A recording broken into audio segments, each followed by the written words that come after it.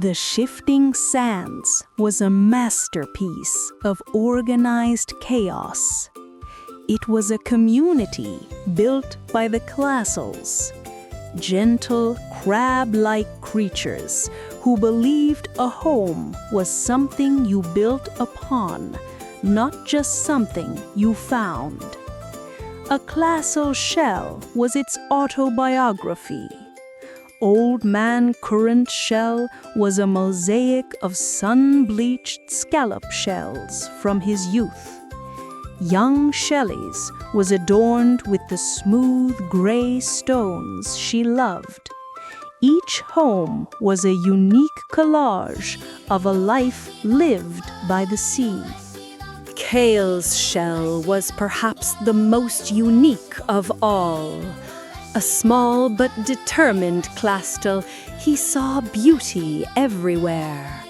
His shell was a mismatched collection, a shard of sea green glass, polished smooth by the waves, a twisted piece of driftwood that looked like a sleeping dragon, and his favorite, a single pearlescent button lost from a sailor's coat long ago. But a quiet sadness had begun to settle over the shifting sands. The tides were changing. The old, bountiful waves that brought tangled nets, strange bottles, and waterlogged treasures were gone. In their place came the phantom tides. They were silent, glossy, and unsettlingly perfect. They didn't crash, they simply unrolled upon the shore. And when they receded, the beach was wiped clean, leaving behind nothing but rows of identical, characterless pebbles.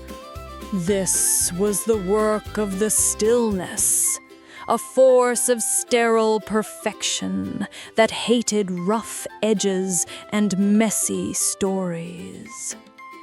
The Clastels' homes began to change. With no new treasures to add, the shells became bare. Many, like the community's elder, Old Barnacle, began to see it as a good thing. A smooth shell doesn't snag, Old Barnacle said, as he painstakingly removed a beautiful but cracked conch from his own home. It doesn't break, it's safer. Kael watched with a hollow ache. He saw a young Clastel, ready for its first decoration, being handed one of the bland, identical pebbles. Its tiny claws closed around it without excitement. The stories were fading. That night, Kael refused to sleep. He went to the water's edge and listened, not just to the whisper of the phantom tide, but to the deep, ancient rumble beneath it. He remembered the old legends of the ocean's attic, a secret cove where the ocean kept its most beloved treasures. Holding a spiraled whelk shell to his ear, he closed his eyes and followed not a map of ink, but a map of sound, a low humming melody that promised a world of forgotten things. His journey took him beyond the sandy shallows and into the deep, mysterious blue. The water grew cold. Forests of kelp swayed like silent giants. He swam past shimmering jellyfish and schools of silverfish that moved as one. He was beginning to lose hope when he saw it. A living jewel anchored to a rock, its tentacles waving in a slow, thoughtful dance. "You seek the lost things?" A voice bubbled, not in words, but in feelings of gentle curiosity. It It was Anemone, the wise and stationary guide who had watched the currents for 100 years. "The beach is empty," Kael projected back, showing her an image of the identical pebbles. "Our stories are being washed away." "The stillness, fears, memories," Anemone replied. "It offers safety, but asks for your soul. You are following the current of memories. It is a dangerous path. Follow it to the place where the water tastes of wood and metal and lost lullabies. But be quick, the pull of the stillness is strong."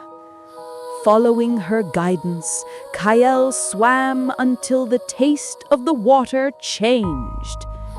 He found a dark curtain of seaweed and, pushing it aside, squeezed through a narrow crevice.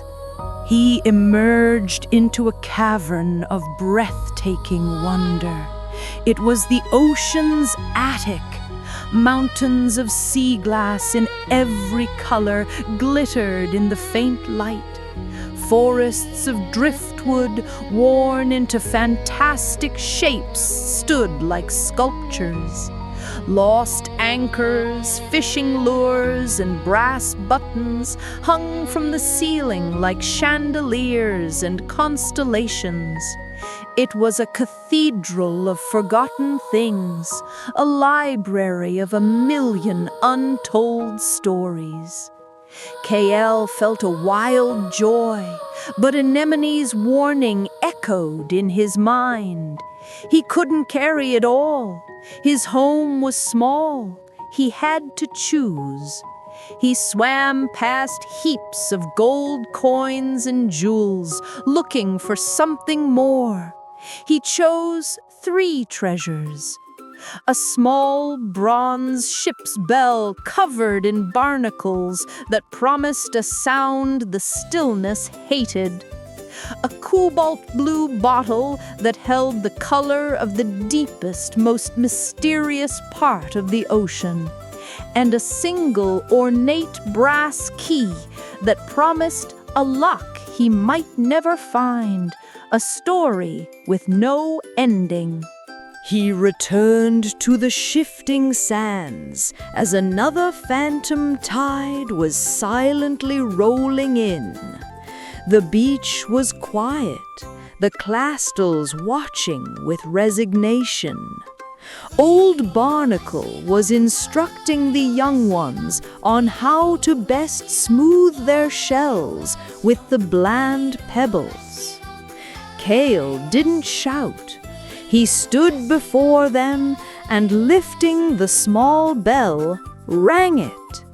A clear, imperfect, and beautiful clang cut through the air. It was a sound of storms and sailors, of history and happy accidents. It broke the spell of the silent, perfect tide. The Clastles stopped their work, their heads tilting. The sound was a memory of a more interesting time. Ka presented the young Clastle with the brass key.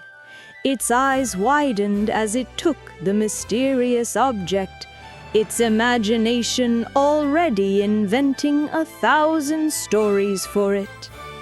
He then gave the cobalt blue bottle to a Clastle who had been painting her shell with drab gray mud.